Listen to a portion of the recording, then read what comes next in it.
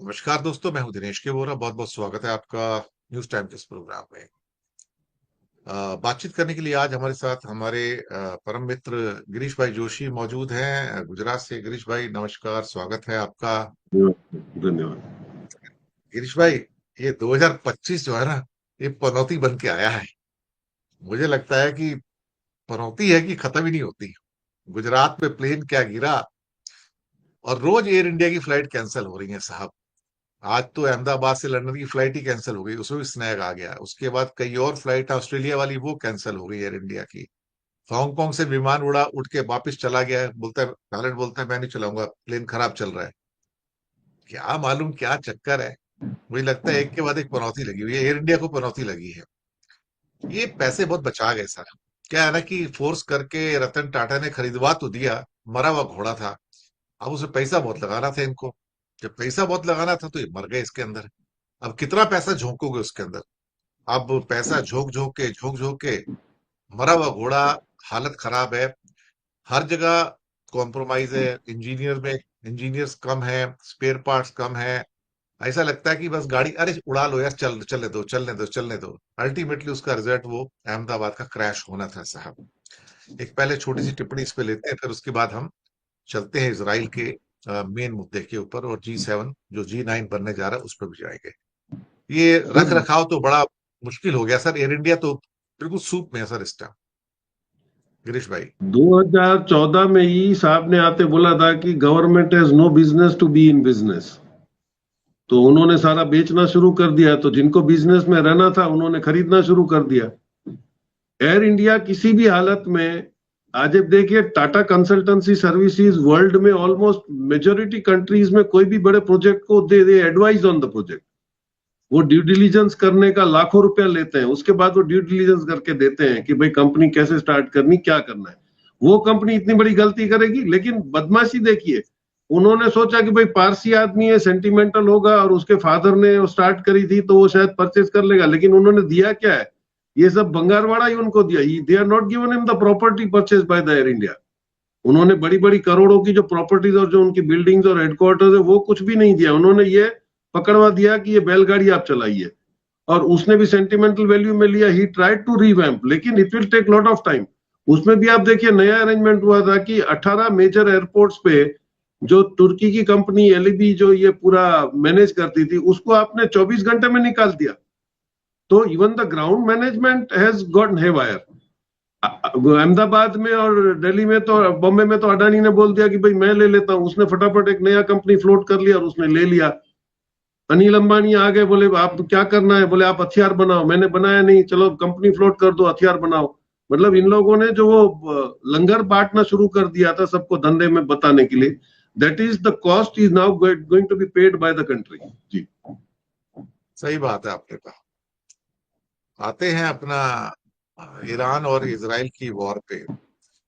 अब ये तो साहब G7 तो छोड़ के आ गए बीच में। और उससे फिर एयरफोर्स वन के अंदर उनसे क्वेश्चन पूछा गया कि आप क्या सीज फायर करना चाहते हैं। तो अभी का ये ब्रेकिंग न्यूज था, तो कहते नहीं, I want to do the permanent things now, much much bigger than cease fire. शायद परमानेंट इलाज की बात कर रहे हैं। अब परमानेंट इलाज में तो आयतुल्ला खमनाई को मार के अपना निजाम वहां पे स्थापित करना है। अपना राजा वहां होना चाहिए, एक गुलाम। क्योंकि जो अरब देश हैं वो तो सारे के सारे इनके गुलाम हैं, पूरे के पूरे। और उसके बारे में मेरे पास एक जो चित्र है वो भी बता देता हूं मैं, कि ये वाला है। ये सारे गुलाम हैं इनके। ये Iraq, Kuwait, Bahrain, Saudi, Qatar, UAE, Oman, ये सब अमेरिका के पूरे पिट्ठू हैं। एक ईरानी सीना तान के खड़ा था, तो उसको अब खत्म करने का है साहब इसको। वो चक्कर सारा का सारा ये हो गया कि अब वो दरअसल कहता है कि इसका भी फाइनल सॉल्यूशन करने का है, कि इसको खत्म कर दूंगा अब मैं। साहब, गुलाम चाहिए सबको। हमने सुना था पुराने जमाने में लोगों को गुलाम चाहिए होते थे, आजकल के जमाने में ज्यादा गुलाम चाहिए। और ये अरब वर्ल्ड तो सारे गुलाम है पूरा का पूरा, और सऊदी उसका हकीम है। अब उनके अपने भाई बहन मरते हैं तो वो ओआईसी ऑर्गेनाइजेशन और इस्लामिक नेशन कहाँ खड़ा है साहब? वो बात क्यों नहीं करता कि तुम्हारे मासूम लोग मर रहे हैं, पैलेस्टाइन में मर रहे हैं, यहाँ मर रहे हैं, ईरान के अंदर, तो बात क्यों नहीं करते? लेकिन आजकल उनको चुप्पी है बिल्कुल सब एकदम से। ऐसा लगता है कि वो किधर मैयत में गए हुए हैं, किसी शमशान घाट में सर। गिरीश भाई। सर कुछ इन्वेस्टिगेशन करते बहुत ही अच्छे तथ्य नजर में आए मेरे ख्याल से। Even none of the media have major medias have reported that कि एक चोरी पकड़ी गई थी अमेरिका की अभी, वो चाइना का और रशिया का जो बाद में उस सब्जेक्ट पे ध्यान गया तो वो एक बहुत बड़ी हकीकत बाहर आ गई कि 2010 में आप ये देखिए इंटरनेशनल एटॉमिक एनर्जी अथॉरिटी है वो अमेरिका का एक पिट्ठू है, उसमें है कौन, जापान और ये लोग हैं जो पूरा मॉनिटर करते हैं। 2010 में ईरान में ये लोगों ने जबरदस्ती इनको भेजा है और ये जब चेक कर रहे थे और ईरान ने हमेशा से कहा है कि भाई मेरा पीसफुल एप्लीकेशन है, मैं उससे पावर जनरेशन करता हूं और I am doing my work. वो आईए ने अभी भी इंक्वायरी में एग्री करा है कि भाई उन्होंने 60% के ऊपर एनरिचमेंट नहीं किया था, मतलब they were not prepared to make the bomb. और वो हमेशा तो फिर आपने अटैक किस सब्जेक्ट पे किया था? तो 2010 में जो ये आई गए थे इसके वहां पे जो साइंटिस्ट गए थे दे प्लेड ए मिस्चिफ। उन्होंने कुछ ऐसा है कि उसके उसमें सॉफ्टवेयर डाल दिया था जिसका बाद में नाम पता चला है, that is Stuxnet, STUX net, आप ढूंढ सकते हैं। वो हिडन एक ऐसा सॉफ्टवेयर है डेंजरस जो इन्होंने डाला और उनके जाने के बाद सडनली ईरान में जो सेंट्रीफ्यूगल ब्लास्ट होने लगे, जो हाई एनरिचमेंट करने लगे थे, ब्लास्ट होने लगे, इनको समझ में नहीं आया कि क्या हो रहा है। तो इन्होंने एक बहुत ही अभी छोटा सा कंट्री है जिसका हमने नाम नहीं, दैट इज बेलारूस। बेलारूस ने अपने खुद की सिक्योरिटी के लिए बहुत एक हाई प्रोफाइल टीम बनाया था जो पूरा ये साइबर अटैक्स को ये स्टडी करते थे। तो ईरान कॉन्टेक्टेड बेलारूस और बेलारूस से उन्होंने पूरा इनको तथ्य निकाल के दे दिया कि भाई ये एक सॉफ्टवेयर है जो आपके प्रोग्रामिंग में डाला गया है और वो इतना स्ट्रांग है। और this both the companies which provided that software is from Taiwan, one is Realtek और दूसरा जे मैक्रोन। ये दोनों कंपनियों ने ये सॉफ्टवेयर इनको दिया था जो डाल दिया और वो इतना स्मार्ट बग है कि आप अगर उसको फॉर्मेट करके पूरा साफ कर दो फिर भी वो आके उधर ही प्लेस करता है, but he doesn't disturb your programme. जब आपको लगेगा कि अब इस प्रोग्राम को रिवर नहीं करना है तो उसकी कैपेसिटी इतनी है, अब जब व्हाट बेलारूस एक्सपर्ट से कि भाई वो तो आपकी जो ट्रेन चल रही है उसको भी डीबग कर सकता है, आपके हवाई जहाज चल रहे हैं उसको भी मिसगाइड कर सकता है, आपकी मिसाइल्स को वो कंट्रोल कर सकता है। Now this dangerous part that has come, वो सारों को पता चल गया है। तो 34 countries who are signatory to वो सारे अलर्ट हो गए कि भाई हम लोग अपना अपना सॉफ्टवेयर देख के अभी इसको चेक करो। तो आफ्टर दिस कमिंग इन, ये मेरे ख्याल से Iran also got activated, now China and Russia also started working on that कि भाई क्या। तो जो अमेरिका का ये था कि पूरा आइए इंटरनेशनल एटॉमिक अथॉरिटी के बहाने पूरे सारों के सॉफ्टवेयर में कंट्रोल ले लेना, वो शायद अभी डिफंक हो गया। Now that is not going further. अब ये हो गया वहां पे कि इसका फ्रस्ट्रेशन है। फिर आप देखिए बहुत ही अजीब बात होती है कि दे नेवर थॉट ऑफ, अभी इराक के पास 3 मिसाइलें थी। वन वाज EMAD जिसका 1700 किलोमीटर का रेंज था और 1750 किलो वो लोड ले सकता था, 50 मीटर्स की एक्यूरेसी में फायर कर सकता था। दे न्यू, तो उन्होंने उसके लिए आयरन डोम बना दिया। फिर इनके पास एक था फतेह, वो फतेह वाज ओरिजिनली 1400 किलोमीटर लेकिन उसका ट्रैवलिंग स्पीड कम था तो ये आयरन डोम उसमें भी काम करता था। और थर्ड और पेट्रियट वो मिसाइल इनको इसकी काउंटर करने के लिए इजराइल ने बनाया था। आउट ऑफ द ब्लू एक खैबर सेखन करके एक जो इनके पास जो बहुत पुराना एक मिसाइल था जिसकी कैपेसिटी 2 मैक की थी, इन्होंने रातों रात नवंबर 23 में they develop this to the speed of 12 Mach. और ये जो 2 दिन पहले जो इसने मारी है दैट इज खैबर खेतून सेखन। अब खैबर सेखन से they are not able to control, और जैसे इन्होंने अटैक करा इनके साइंटिस्टों को मार डाला, तभी I think Khomeini plainly said के now you will be Gaza, Israel will now understand the pain of Gaza, और वो उसने गाजा बना के दिखा दिया। अभी मैसेज आ रहा है कि स्ट्रेट ऑफ हॉर्मोन्स में 3 शिपों को आग लगा दी गई है। मतलब व्हाट ही सेड कि अगर मैं इसको ब्लॉक कर दूंगा that is on the way now. 3 tankers में अभी वो आग लग रही है, एकदम अनकंफर्म, वो मतलब न्यूज कंफर्म है लेकिन photographs and these have not come, लेकिन देव सेड कि वो ब्लॉक हो गया। तो now the whole real trouble starts. और अभी खैबर सेकंड फोड़ने के बाद जब उसने धमकी दी ईरान ने कि भाई जो भी इजराइल की हेल्प करेगा मैं उसको भी ठीक से कर दूंगा, तो 2000 किलोमीटर की रेंज और 12 मैक की speed, I think there is, अभी तो हाल फिलहाल हिंदू वर्ल्ड में उसकी तोड़ किसी के पास है नहीं। So Iran can dictate the terms. तो शाम आते आते या कल सुबह तक तो मेरे ख्याल से इनका भी रवैया बदल जाएगा। Gulf countries will also get back into the den. Russia Iran को तो पूरी गेम का पता ही है, so they are not worried. तो जो ये इजराइल और अमेरिका एक गलतफहमी में जी रहे थे कि हमको किसी भी हिसाब से कोई चैलेंज नहीं कर सकता है, वो बड़े बड़े पीआर करके अपने हथियार बेचते थे, उन सारे हथियारों का इन्होंने फ्यूज निकाल दिया। ना व्हाट इज हैपनिंग इन बेकार, ये देखिए बहुत ही अच्छा स्ट्रेटेजिक प्लानिंग था। पहले रशिया ने इनके हथियार करवा दिए खत्म यूक्रेन के नाम से, वहां पे इजराइल ने वॉर करी तो धीरे धीरे से ईरान उससे लड़ता रहा, तब तक वहां भी उन्होंने एग्जॉस्ट कर दिया। Now America will not be able to fight in all the fronts, और ईरान ने अभी अपने पूरे हथियार निकाले नहीं है, जो कल से निकालना वो शुरू कर रहा है। तो I think much is expected, लेकिन at this junction I think अगर इन्होंने बंद कर दिया ओमान का अगर स्ट्रेट भी, और वहां पे इसराइल को खत्म करने की कोशिश करेंगे, तो this war will be detrimental, will be definitely deciding war. तो ट्रंप जो बोल रहा है डिसाइड करेगा, लेकिन वो नहीं करेगा। Now I think Khomeini will decide कि where the world is going with the war. Even G7 में जो यूरोपियन देश हैं वो तो बहुत डरे हुए हैं, उनको मालूम हमारा तेल पानी बंद होने जा रहा है। अगर हॉर्मस की खाड़ी बंद होती है, तो मैं हॉर्मस की खाड़ी का चित्र बताता हूँ। ये फोटो है हॉर्मस की खाड़ी का, बंदर अब्बास के नीचे, स्टेट ऑफ हॉर्मस कहते हैं इसको। और ये टोटल जो चौड़ाई है इसकी, उस 31 किलोमीटर है, 31 किलोमीटर। लेकिन उसके बीच में भी कुछ आइलैंड्स हैं।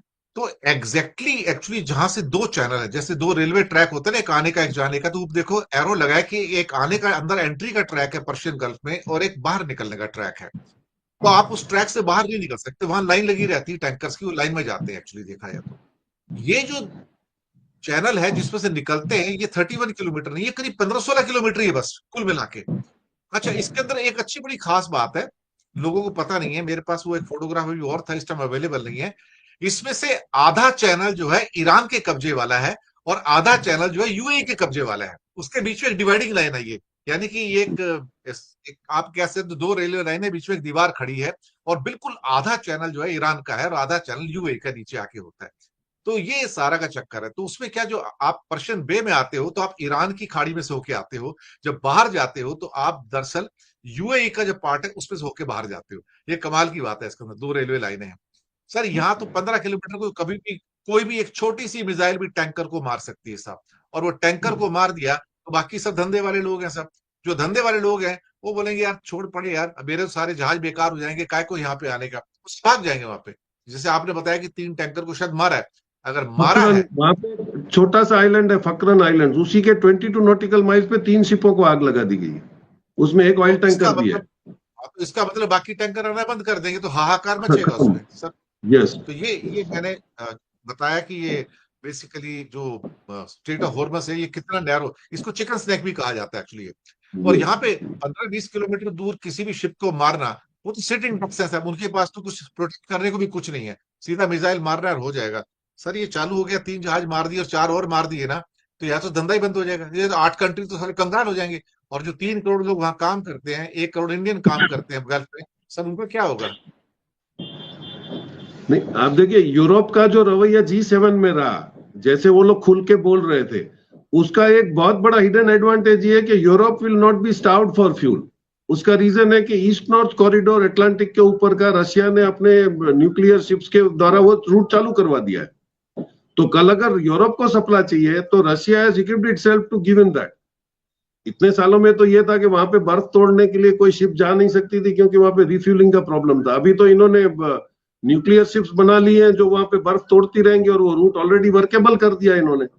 कनाडा को एक एडवांटेज है कि वहां पे वो 2-4 पोर्ट बनाएगा, उसमें भी वो कमाएगा। तो Europe has been secured that way कि कल अगर झगड़ा हो जाएगा तो हमको तो फ्यूल कम से कम रशिया के वहां से आना शुरू हो जाएगा, दैट इज श्योर। तो काफी अरेंजमेंट्स बिगड़ है। आप देखिए G7 में जो रिस्पांस मिला है ट्रम्प को, that is this because they have not, अभी वो कोई उसके सामने झुकने को तैयार नहीं। जो कंडीशन उसने रखी थी कि 5% of GDP NATO countries use करेंगे, उन्होंने घस के मना कर दिया। That was the Apple of Discord, उन्होंने बोला वो साइन ही नहीं होगा।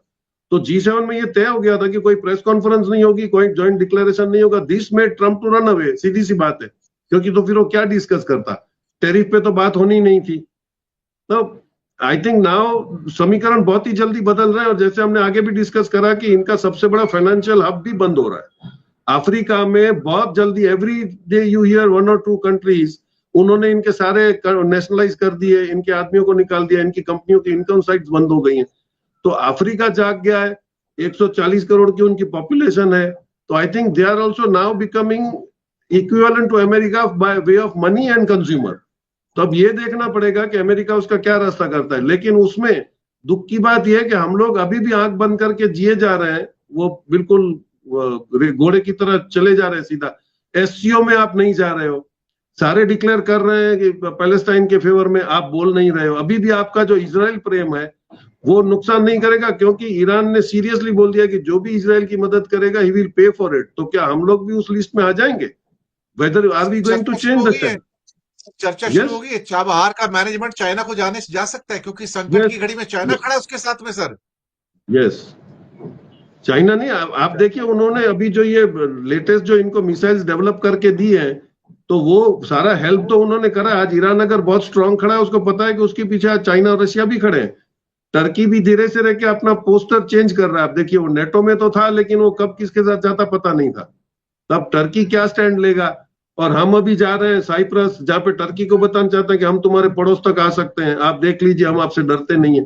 तो we are doing very childish things, जो शायद इंडिया के लिए फ्यूचर में अच्छा नहीं है। We will have to finally decide कि भाई ऐसा कोई भी आदमी नहीं होना चाहिए जो फ्यूचर में जियोपॉलिटिकल सिचुएशन ही नहीं समझता।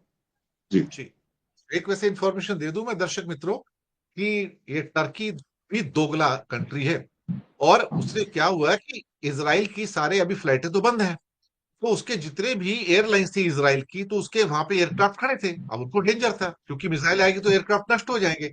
उसने अपने सारे एयरक्राफ्ट, अधिकतर एयरक्राफ्ट शिफ्ट कर दिए कहां पे? साइप्रस में और टर्की में। अब टर्की इजराइल की मदद कर रहा है, यानी कि इजराइल की सिविलियन एयरक्राफ्ट जो होते हैं, पैसेंजर एयरक्राफ्ट हैं, वो कहाँ रखे उसने सेफ्टी के लिए? टर्की के अंदर। और टर्की उधर से कहता है मैं ईरान के साथ हूँ। साहब ये दोगलापन है सर, इसकी बात कर रहा हूं मैं। ये दोगलापन बहुत बुरा है सर इसका। तो Turkey is very very tricky sir, very tricky sir. नहीं, आप चेंज ऑफ पोजीशन देखिए कि इजराइल की टेक्निकल ये हैंडीकैप है कि वो बाय एयर तो अटैक कर नहीं सकेगा। उसका कोई भी फाइटर या बॉम्बर 1200 किलोमीटर जाके आ तो नहीं पाएगा, क्योंकि ईरान से अगर ईरान को हिट करना है तो they have to travel around 1400 kilometre. वो कैपेबिलिटी नहीं है, तो उसने रिफ्यूलिंग की परमिशन मांगी थी, जो जीसीसी कंट्रीज ने मना कर दिया, भाई हम आपको एयर स्पेस भी नहीं देंगे, रिफ्यूलिंग करने के लिए भी स्पेस नहीं देंगे। सो इमीडिएटली ट्रंप जी को बड़ा सीरिया के प्रेसिडेंट आतंकवादी से मोहब्बत हो जाती है, उसको अप्रिशिएट करता है, उस पर सैंक्शन हटवा देता है। द रीजन वाज दिस कि उसको रिफ्यूलिंग या एयरपोर्ट की फैसिलिटीज कौन देगा? So that is being given. लेकिन ये इसमें से बच के कब तक निकलेंगे? क्योंकि अगर गल्फ कंट्रीज फ्यूचर में अगर साथ में आ गए, डर के मारे भी, Gulf countries will not be able to harass Iran, क्योंकि उसको पता है कि हमारे अगर ऑयल फील्ड्स पे मार दिया तो हमारी तो सारी इनकम ही खत्म हो जाएगी। तो वो अगर सपोर्ट नहीं करेंगे तो न्यूट्रल बनने की कोशिश तो करेंगे, that is the safety to Iran. लेकिन अगर सीरिया और टर्की अपना रुख नहीं बदलते हैं, तो आई थिंक ईरान अभी उतना कैपेबल तो है। और इसको नहीं पता है कि अभी अभी भी मालूम पड़ा है कि उनके जो रिफ्यूलिंग जो C-130 है अमेरिका के, वो ऑलरेडी सीरिया पहुंच चुके हैं। उन्होंने उनको वहां पे पार्किंग पे दिया हुआ है। अगर उसका सर्वनाश करना होगा, अगर अमेरिका डायरेक्ट इन्वॉल्व होता है, then this is a world war, no other option.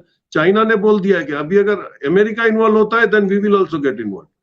So this is a fight to finish. अगर अमेरिका ने गलती से भी डिक्लेयर कर दिया, तो आपके तो जितने वहां पे रिफ्यूलिंग टर्की में खड़े हैं, with in the firing range of Russia and China, वो तो 2 मिनट में उड़ा देंगे आपको। और अभी जो आप समझ रहे थे कि आपकी सुप्रीमसी थी, आपकी सैटेलाइट्स में, आपके सब में, वो तो खत्म हो चुकी है। और अभी एक मैसेज आ रहा था कि इंटेल कंपनी ने सारी बैंक्स को वार्निंग दी है कि स्विफ्ट हाईजैक हो गया है, the SWIFT system has been corrupted by something. अब ये देखिए, उन्होंने उन इकोनॉमिकल उस पर भी अटैक कर दिया। तो ये सिर्फ फिजिकल वॉर नहीं है, आर्मी नेवी एयरफोर्स नहीं है, अभी तो आपको साइबर वॉर से भी डील करना है और सैटेलाइट वॉर से भी डील करना है। जी, चलिए, एक और मुद्दा लेते हैं सर। ये मुद्दा है एफएटीएफ का। पाकिस्तान को तो एफएटीएफ में डाला नहीं, ग्रे लिस्ट में डाला ही नहीं। इंडिया ने बहुत कोशिश की कि पहलगाम के चक्कर में उसको वापस डाल दो, तो इंडिया की एक और डिप्लोमेटिक सेटबैक इंडिया को लगा है। और अच्छा, अपोज किसने किया कि एफएटीएफ में नहीं डालना? अमेरिका तो पहले से ही चालू था, वो तो उसको तो पाकिस्तान को सपोर्ट करना था, चाइना को भी पाकिस्तान को सपोर्ट करना था। अब मुसीबत ये कि जापान ने भी पाकिस्तान को सपोर्ट किया कि नहीं, इसको एफएटीएफ में मत डालो। सर, कोई भी ऐसा देश नहीं है जो कि मतलब एफएटीएफ में जो जूरी थी, वो इंडिया के व्यू पॉइंट को समझ तो रहे थे, और उन्होंने कहा भी कि जो हो रहा है वो गलत हो रहा है। यानी कि मान भी रहे हैं कि ये something wrong has happened, terrorism है, लेकिन पाकिस्तान को ग्रे लिस्ट में नहीं डाला सर, और वहां पे जश्न मनाया जा रहा है। तो इंडिया को एक और सेटबैक लगा सर, इस पे ले लेते, छोटी सी टिप्पणी लेते हैं सर आपसे। सर रिसेंटली देखिए, जापान ने चाइना का बीआरआई का बेल्ट एंड रोड इनिशिएटिव का फायदा लेना शुरू कर दिया, क्योंकि उसको यूरोपियन कंट्रीज का जो ट्रेड है that is cheaper and fast. तो वो जब चाइना की उसको गरज है, और चाइना का 1 ट्रिलियन का जो इन्वेस्टमेंट पड़ा है with in Pakistan and Iran, वो ऑब्वियस है उसको प्रोटेक्ट करेगा। तो इंडिया में वही तो मैं कह रहा हूं कि हम लोगों ने कभी अपने आप को उतना बड़ा बनने की कोशिश ही नहीं करी कि दुनिया हमारी तरफ देखे। सिर्फ करोड़ों रुपयों का पोस्टर छापने से हम तो गुरु, वर्ल्ड गुरु बन नहीं जाएंगे। We will have to prove that. अगर जैसे वाजपेयी जी ने बोला था कि नेबर फर्स्ट, तो वो नेबर फर्स्ट वाला एटीट्यूड अगर तुम रखते और आज तुम्हारे से छोटे छोटे कंट्री भी होते, तो इस मौके पे तुमको काम आते जो तुम्हारे सपोर्ट में स्टेटमेंट करते। आज आपके साथ कोई नहीं खड़ा है। पाकिस्तान की गरज अमेरिका को भी है, चाइना को भी है, और जापान को चाइना की गरज है, तो obvious that is a lobby that will go with. आपके साथ कौन क्यों आएगा? We can detect one good reason. आपका 95% तो एफडीआई भी चला गया आपके करप्ट ऑफिसरों और करप्ट पॉलिसियों की वजह से। न अंदर बंदा अंदर से कोई खुश है, न बाहर से खुश है। तो अगर आपका जियोपॉलिटिकल में कोई नॉलेज ही नहीं है, आप ये समझते हो कि जैसे स्टेट चलता है वैसे सेंटर चलता है, वही सबसे बड़ी गलती आपने मान ली। And the whole country is paying price of that. जी सर G7 में सबको पता है कि दादा तो अमेरिका ही है, जो चाहता है वो होता है, जो बोल देगा वो फाइनल है। बोलता है कि 2014 में रशिया को G8 से अलग किए जाना का बहुत बहुत बड़ा ब्लंडर था, वो नहीं होना चाहिए। तो क्या सैंक्शंस क्या हटने जा रही हैं? और बोलता है अब G8 से काम नहीं चलेगा, it has to be G9 now. G9 में क्या है सर? China sir. देखो, Trump moods bringing Russia back into G7, making it G8 and adding China to make it G9। साहब, ये तो कमाल की चीज हो गई। यानी कि मोदी जी वहां पर क्या कर रहे हैं, अल्बर्टा पे बैठ के, कि पता लग रहा है मोदी के सामने अनाउंसमेंट करता है कि हम G9 मनाने जा रहे हैं चाइना के साथ में। सर, हमारी तो कोई औकात ही नहीं है सर, हैसियत ही नहीं है सर। वो चाइना को लेने के चक्कर में, शी जिनपिंग को लेने के चक्कर में सर, लेकिन हम वहां बैठे हैं, हमारी तो कोई पूछ ही नहीं सर वहां पे। हमारी औकात क्या है सर, हमारी हैसियत क्या है गिरीश भाई? सर, वो शोले पिक्चर याद आती है कि आपको तो इसने ब्रिक्स में से निकालने के लिए चुना था कि आप ब्रिक्स को तोड़ दो। उसने पहले ही आपको बोला था ब्रिक्स इज डेड। उसका एटीट्यूड अमेरिका का यह था कि इंडिया को तोड़ दो तो ब्रिक्स कमजोर हो जाएगा। अब ये आ गया खाली हाथ, तो फिर वो पूछ रहा है खाली हाथ आ गए तो अब उसको गोली लगनी है। तो we are now being isolated from all the sides.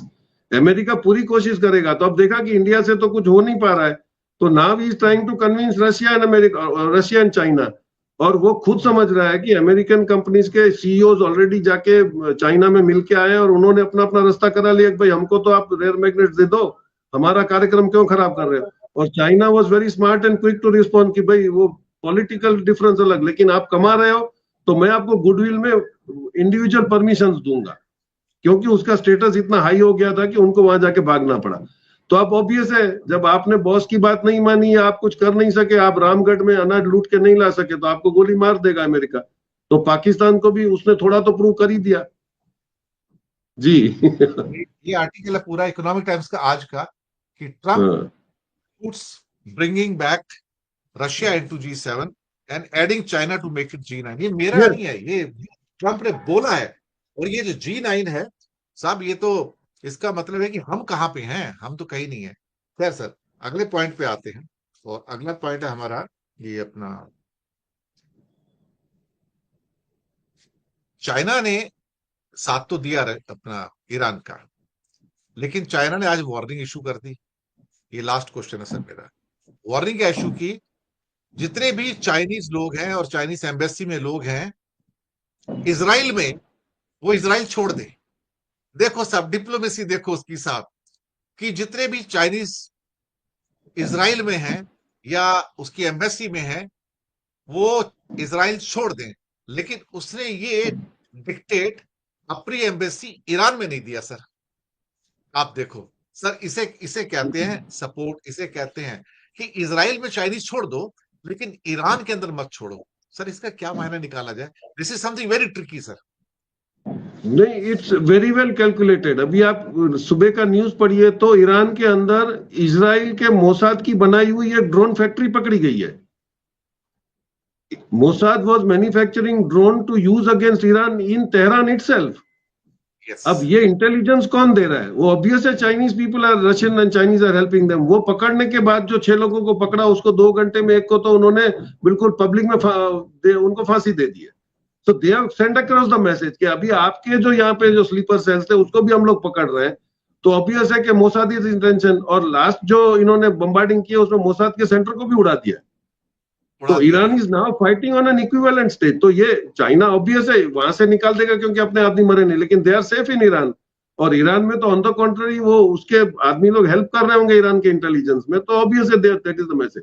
लेकिन ये प्रूफ है कि वहां पे इनकी मोसाद के जो पूरे सेंटर्स जो इन्होंने काफी सालों से ईरान में स्लीपर सेल बना के रखे थे, वो एक एक करके पकड़े जा रहे हैं अभी। जी। ये इन्होंने क्या किया कि मोसाद का जो हेडक्वार्टर था हर्जिलिया में, और यूनिट 8200 जो फेमस है उसका, जो यूनिट 8200 जो है इसराइल की इलेक्ट्रॉनिक मॉनिटरिंग और खुफिया इकाई है, और उसको भी तबाह किया गया है। और इसने क्या किया कि कल एक और ऑर्डर निकाला था नेतन्याहू ने कि कोई भी पिक्चर बाहर नहीं जानी चाहिए इसराइल से। उस सब के ऊपर, इवन जो वो टीवी वाले थे, जो बाकी कैमरामैन थे, उनके ऊपर भी बैन लगा दिया कि तुम कोई पिक्चर लेके बाहर नहीं भेज सकते। एक्चुअली इसराइल में बहुत बर्बादी हुई है, मैं आपको बताऊं। और वो बोले ना यस। 20-30 बंदे मरे हैं, 20-30 बंदे नहीं मरे, उनके सैकड़ों बंदे मरे हैं, और सैकड़ों घायल हुए हैं जो अस्पताल भरे पड़े हैं। लेकिन वो दिखाना नहीं चाहता, वो शो नहीं करना चाहता। वे बल्कि कई बार तो ऐसा हो गया कि इसराइल की पिक्चर देख के लगता है ये गाजा है या ये इसराइल है, ये वो यस। छुपाना यस। चाहता है। ये चक्कर है। तो इसी के साथ गिरीश भाई आपसे भी आज्ञा लेते हैं और दर्शक मित्रों से भी आज्ञा लेते हैं। तो बहुत बहुत धन्यवाद, आप आए और बहुत इंपॉर्टेंट इश्यूज पे आपने बात की। बहुत बहुत शुक्रिया आप सब। Thank you.